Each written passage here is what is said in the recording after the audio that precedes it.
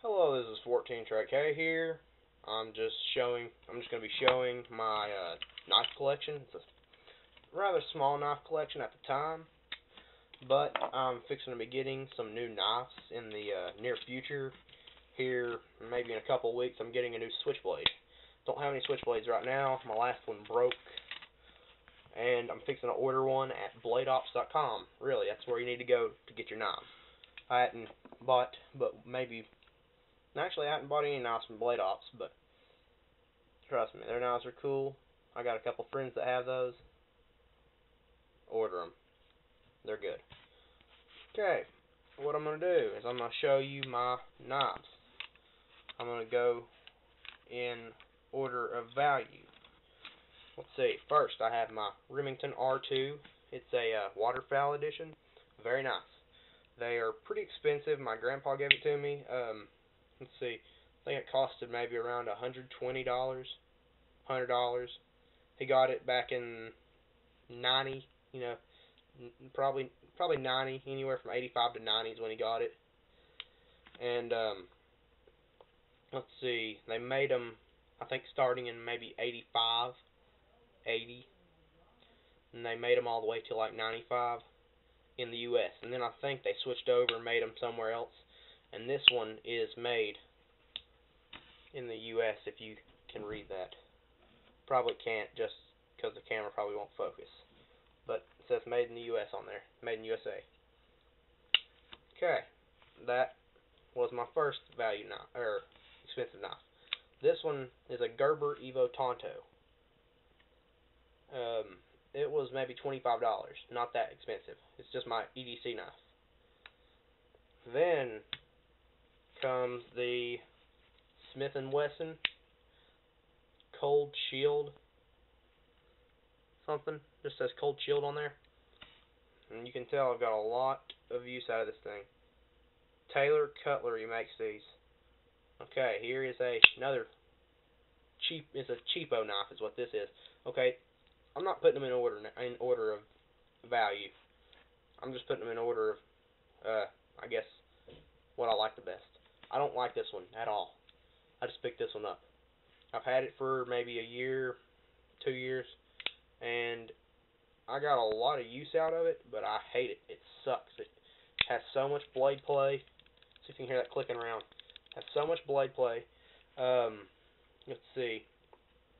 Along with the blade play, it won't hold an edge on it. I mean, I could run it across my hand right now. Nothing. It won't cut the hair off my arm like my Remington does, or my Gerber. Okay. Now comes the Winchester. This is just a small Winchester. I think it's pretty cool. I like it. It holds a good edge. I think it may costed $10, $15, something like that, at Walmart. And I liked it. It was a good one. I carried it a lot.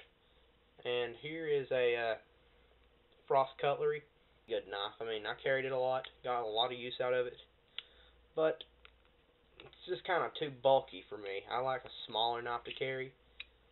Unless, I'm fixing to do a lot of utility work. Then I'd want a bigger knife. Looks like I cut myself on my Remington earlier. Anyway, this is a little Frost Cutlery. Here's another one. It's called the Green Beret from Frost Cutlery. I used it quite a bit. It doesn't hold an edge too well, and it's serrated. It has almost all serrated edge. Has that little bit of straight edge right here at the front, at the top.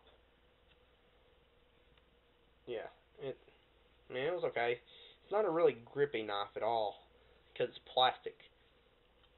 Your hands would slip right forward and probably cut yourself if it was wet and you were using it. I hadn't had really any problem out of it though. And it has, it's riveted together at the top, and it has one little bitty pin that's drove through it. And that's it on this one. Okay, then I have this little Browning. It maybe costed me a total of $10 in a little package. This alone would cost maybe $10, and then it had a hat and a light combination to go with it. I thought it was pretty cool. I can get it out pretty fast just because I got it loose right now. Anyway, that's the Browning, little bitty Browning knife. I don't even know what it is. This right here is another one I carried right here. It's just a little pair of pliers, really small. I carried it back during the summer some, just because I did some work with my dad pretty often, and I just carried it just in case. It has a little bitty miniature knife on it, a little mini blade that I kept pretty sharp back then, and a bunch of other little things. I'm not going to go into detail though, because it doesn't matter. Just because it doesn't matter. Then here's another Frost that I carried a lot until the screws started coming out, and I would put them back in, and they would just strip. That's what would happen. They strip out, and now it's basically a paperweight, or I could use it as a throwing knife. Either one. Mostly it just sits on my desk though. Okay, then comes this little bitty no-name Swiss Army, is what I'd call it, I guess. With a lot of blade play. Couple different, well, it has quite a few little attachments. One thing I do like about it is because these little scissors on it, I have them pretty sharp right now. Let's see if I can find me a piece of paper. Oh, here we are. Okay, here's a little piece of paper. Well, had them sharp. They're not too sharp though. It won't cut the paper, so that just tells you something that I don't have them too sharp right now. Oh well. That's why I don't carry it, because it don't hold an edge. Here's another Frost cutlery that is riveted together. One little rivet at the top, and then one pin. That's it. It's another one that has, it's half serrated, half straight edge, and it's made of stainless steel. Here is stainless steel. It's let's see if it says it on here anywhere. What else it is? Just nope. It's just stainless. I'm sure it's made of. I'm sure it has some other kind of stuff in it. This is stag antler, by the way.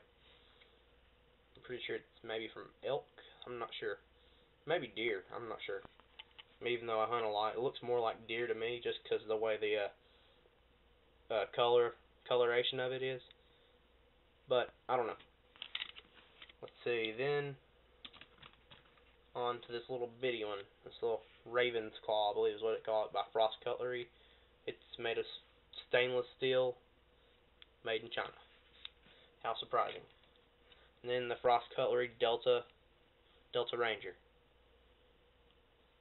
says USA, and guess where it's made? China.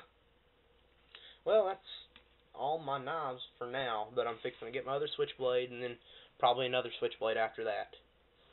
Oh, I also have these little throwing stars, if you wanted to see them. Here's one of them. Here's two. Here's the next one. Here's another one that goes in the package. And here's the last one that goes in the package.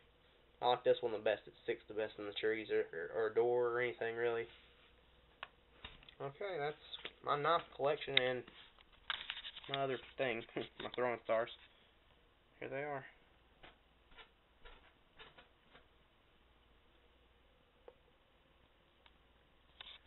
Well, this has been 14 Trey K showing you my knife collection. And, well, have a nice day.